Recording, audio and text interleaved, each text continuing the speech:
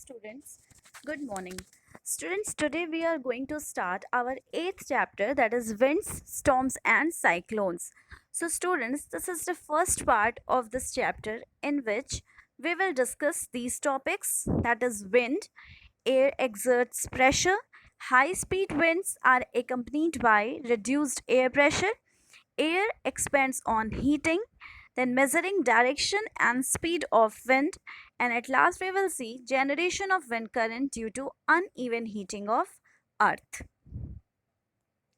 So students, in 6th class we have studied so many things about air. As for example, we have studied what is air, what is wind, how air or wind speed is measured. We have studied about wind vane and anemometer. We have also studied about properties and uses of air. So again in this class, we will start this chapter with the same topic, that is wind. So students, we all know what is wind. The moving air is called wind.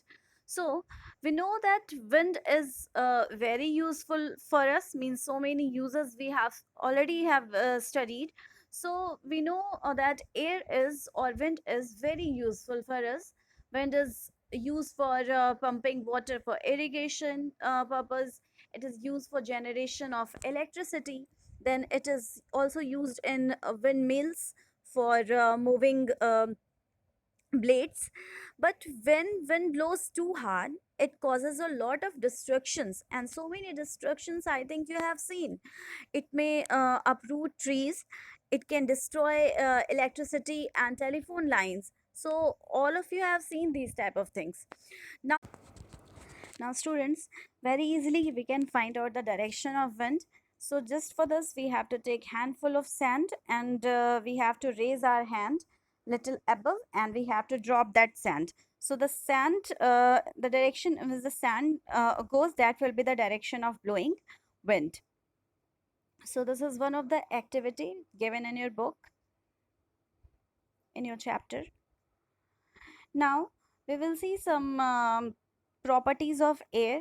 So first property that we will study in this chapter is air exerts pressure.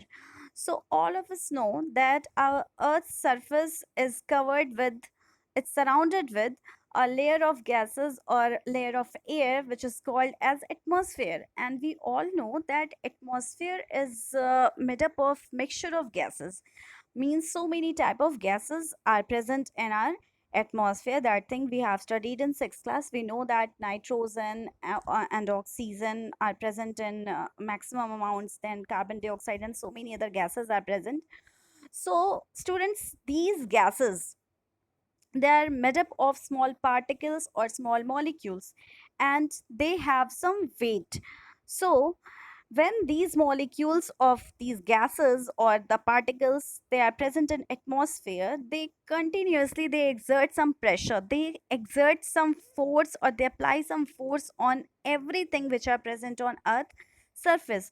So the force they are exerting, they are applying on any substance, any object present on earth surface, it is called air pressure. Means we can say the force exerted by, just because of the weight of teeny molecules or particles of air on the any surface area or any object which is present on earth's surface, it is called air pressure or atmospheric pressure or barometric pressure. Now students, that air pressure always means air always exert pressure in different conditions. So some examples I want to tell you. First one is air which is enclosed in a container. You can say the air which is present inside the balloon or bicycle tube. So there also air which is present inside them, they exert some pressure. Then air which is present in the atmosphere, means that air exert pressure on us also. Then moving air, it also exerts pressure. And some so many incidences are there, they're caused just because of differences in pressure, means low pressure or high pressure. So the wind system of our earth, as clear and cloudy skies or rains or storms, they all are caused due to differences in the pressure. So the air pressure creates wind and influences the weather. The air pressure helps us to walk, ride a bicycle, row a boat, and fly a kite in the direction of wind. So the air pressure depends on many factors such as temperature and height of the place. But air always flow from higher pressure region to lower pressure region. Okay, and just because of this, wind is produced, means wind is generated due to differences in air pressure. One more thing, air always exert pressure in all direction, means there is no any particular direction, air exerts pressure in all directions. So just because just on the basis of this thing that air exerts pressure in all direction, we have an activity to show that air exerts pressure in all directions. So for this, we need some materials. These materials are empty tin can, water, tap water, and Bunsen burner. So you can take any empty plastic bottle also if you want to perform this activity. What you have to do, you have to take any empty plastic bottle, and it should be with its cap and airtight cap. Then you have to fill,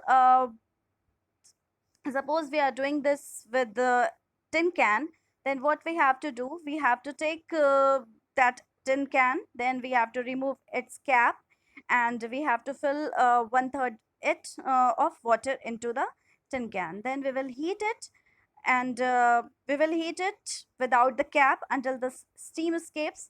Then remove the can and close it cap, airtight cap means tightly. Then hold the can under the water. Suppose you are doing it with plastic bottle, then what you will do, fill that hot water inside the plastic bottle, then close its cap tightly. Then what you have to do, you have to, suppose you are doing it with can or doing it with plastic bottle, you have to take that can or plastic bottle, and you have to put it, you have to keep it under the running tap water. So what will happen, after some time you will see the tin can or plastic bottle slowly crumples up, because when the can is or a plastic bottle is cooled down, the steam which is present inside the plastic bottle or tin can, it get condensed. What happened when it will condensed? When it will condensed, the water vapor means, which is now it is present as the form of water vapor. It is having some molecule which are applying some pressure. So that water vapor get condensed and it will changes in the form of liquid water. It means the air pressure which is present inside the can or plastic bottle is reduced too much, because that air molecules are condensing in the liquid form. So that air pressure is reduced too much inside the container, and outside the container air is present. Now also it is applying some pressure, means that atmospheric pressure is now same as it was earlier, but the inside pressure is very low. So as we know that air always moves from high pressure to lower pressure, it means outer pressure is too much. So outer molecules which are present outside the can or outside the plastic bottle, it is applying too much pressure, it is exerting too much force on the surface of can or plastic bottle. So it crushes the plastic bottle or can, because inside pressure is too low, too less, and outer pressure is too much. That's why you can see after some time, when you will, as you will keep that can or plastic bottle under the running tap water, you can see it crushes or crumples, just because the outside pressure is much more as compared to the inside pressure. It means we can say that air exerts pressure in all direction, from inside as well as outside, but inside pressure becomes so low, just because the water vapor get condensed into the liquid water form.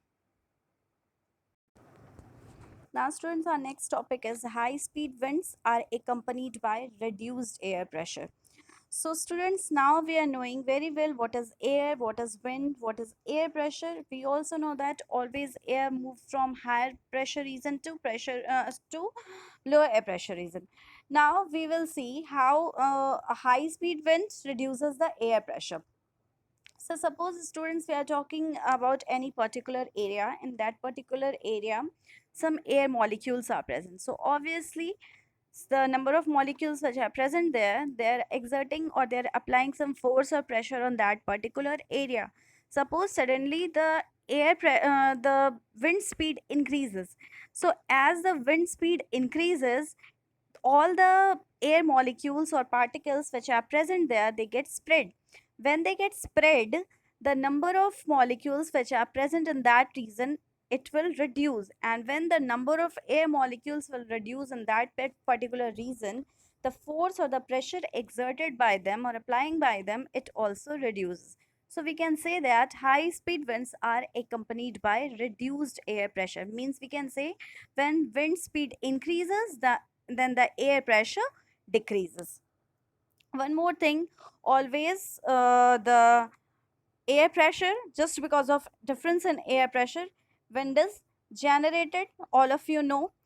One more thing, high speed winds always decreases the air pressure and it gives a lift to the things. Means high speed wind with low air pressure lifts the thing. So this activity was first given by a Swiss mathematician, that is Daniel Bernoulli. That is why in some reasons high speed wind carry roofs of houses with them. If they are not properly fixed, then high speed wind may lift the roofs of the houses also, because at outside wind speed is very high. So if wind speed is very high, it means that air pressure will be very low, and inside the house the wind speed is comparatively low. Wind speed is low and air pressure is very high. So all of you know, things always move from air, always move from its high pressure region to lower pressure region. So inside the house, pressure is very high as compared to the outside. So air moves from higher pressure region to lower pressure region, and it lifts the roof of the house also if it is not perfectly fixed. So students, here we will see one activity to show that the high speed winds are accompanied by a reduced air pressure. So for this, we need two equal sized balloons, water, thread, and any stick. So first of all, we will take two balloons, and these should be of equal size. Then put a little water in the balloons, it will give some weight to the balloon. Now blow up both the balloons by filling air into them, and tie each one to the string, means stick. Take it. Then hang the balloons 8 to 10 centimeter apart on a stick. Then blow the space between the two balloons and observe. Then you can see the balloons moves towards each other. As we have thought that when we will blow air between the two balloons, they will go away from each other. But now they are coming towards each other. Why? When we blow between the two balloons, then what happened? The air means the wind speed in between the two balloons, the wind speed increases.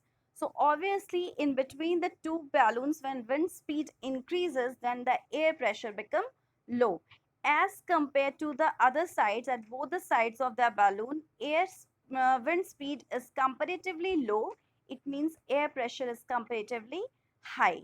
So at both sides of balloons, air pressure is high, and in between the two balloons air pressure is low. So always air moves from its high pressure region to low pressure region. That is why the air molecules which are present at the both sides of the balloon, they pushes the balloon towards each other, and both the balloons come towards each other.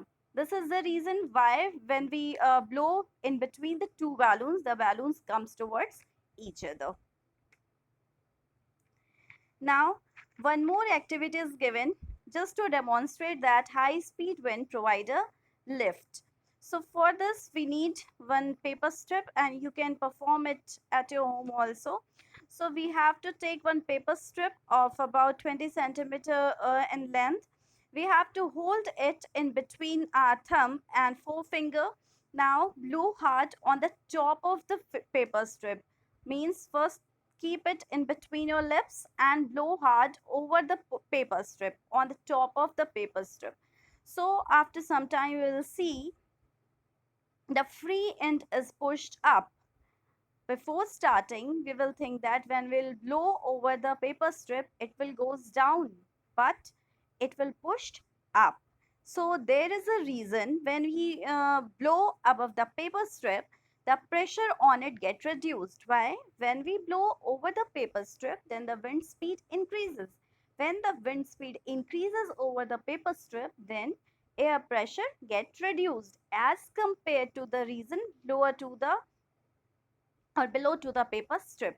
Their air pressure, their air speed or wind speed is low and air pressure is high. So we know that air always moves from its higher pressure region to lower pressure region.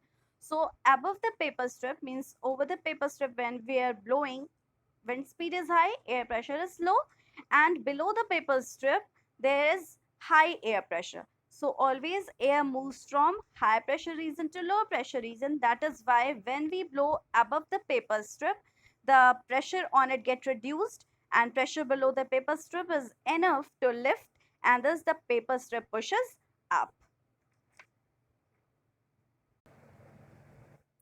So students, next property of air is air expands on heating. Means when air is heated, the volume of air increases and it occupies a bigger space. Means we can say that air expands on heating. So in this activity, we will see that air expands on heating and contracts on cooling. So for this, we need two boiling tubes, two balloons, sticking tape, hot and cold water, and two beakers. So first, what we will do, first we will take the boiling tubes and we will tie the mouth of the balloons to the boiling tube by using sticking tape. Now we will take some hot water in a beaker. Then we will take one of the boiling tube with balloon in the hot water for 2 to 3 minutes, and then we will observe the change in the shape of the balloon. Now we'll take another beaker, second beaker, and in which we will take some ice cold water and we will place the other boiling tube with balloon. So again we will keep it in the uh, ice cold water for 2 to 3 minutes, and again we will observe the change in the shape of the balloon. So first one, in which we have kept hot water, in which we will see that balloon get inflated, and in second one, in the beaker we have kept ice cold water. The balloon which is present with the boiling tube, it get deflated. So what is the reason behind this? So what happened in first case, the boiling tube with the balloon we have kept in hot water, the air molecules which are present in the boiling tube, already which are present in the boiling tube, when they come in the contact with hot water, they become hot. So all of us know then that when air become hot, it become lighter in weight and it rises. And so the air which is present in the test tube, it will become hot, it will be heated up, it will become hot, it will become lighter in weight and it will rises up. And when it enters in the balloon, it inflate the balloon. Means air expands on heating. It is expanding. Just opposite to the first case. In second case, the balloon get deflated. Why? Because the boiling tube which is present in the ice cold water. So the air molecules which are already present in the test tube or boiling tube, when they come in the contact of cold water, they get contract. Means they get contract, they not expand, they will become cooler in weight, they will be heavier and they will sink down. So when they will sink down, all the air molecules which are present inside the boiling tube, they will be cool and they will sink down. That is why sink down means they get contract. So the balloon which is kept in the ice cold water with boiling tube, it get deflated. It means we can say that air expands on heating and contracts on cooling. Means on heating, air expands and occupy more space, and when the same thing occupies more space, it becomes lighter. Now this means the warm air is lighter than cold water. Now when the air gets heated at a place, it expands, becomes lighter, and rises up in the sky. Thus, the warm air is lighter than the cold air. That thing we already know. Now, measuring direction and speed of wind. So, the direction and speed of wind are two main characteristics of wind. The direction of wind is determined by an instrument called wind vane. It is also called as weather vane, and the commonly used wind vane is that of a with a rooster. Rooster means male chicken. So the head of the rooster has surface area less than its tail. Means head is smaller than the tail, and directions north, south, east, and west are marked on it. So when wind blows, it presses more the tail of the rooster, which has the greater surface area, and the head of the rooster points in the direction in which wind is blowing. Next, anemometer. The speed of wind is measured by an instrument called anemometer, and a cup anemometer has usually four cups mounted symmetrically at right angles to a vertical axis. Now, wind currents are generated due to uneven heating of earth. So we know that wind is caused due to uneven heating of the earth's surface. The earth is not even everywhere. When the sun rays fall on the surface of earth, some of it becomes warmer than the other, thus making a temperature difference. Air expands on heating and becomes lighter, and as a result, the warm air rises up. As the warm air rises up, the air from cooler air rushes in to take the place of rising warm air. Thus, currents are set up. It is called wind. Means the differences in air pressure, it creates wind. So the differences in the air pressure are created by the uneven heating of the earth, and the uneven heating of the earth takes place under two different situations. So first one is uneven heating between the equator and the poles. So the regions which are at low altitude, means around the equator, receive maximum heat from the sun throughout the year. The air in these regions get heated and becomes warm, and we know when it will become warm, it will rises up because it will be lighter in weight. It will rises up, and cooler air from the surrounding in the 0 degree to 30 degree latitude belt on either side of the equator moves in. These winds blow from the north and south towards the equator, and at the poles, the air is colder than that latitude of 60 degree. The warm air rises up at these latitude, and the cold air from the polar region rushes in to take place. So in this way, wind currents are generated from the poles to the equator. The movement of wind have blown in the north south direction, that is the north to south or from south to north, and the change in direction is caused just because of rotation of the earth. So this is the uneven heating between the equator and the poles, which is responsible for the generation of wind current. Next one is uneven heating of land and water. So during summer, we know the land near the equator warms up faster, and most of the time, the temperature of land is higher than that of the water in the ocean. So that this type of thing we have studied in sea breeze and land breeze.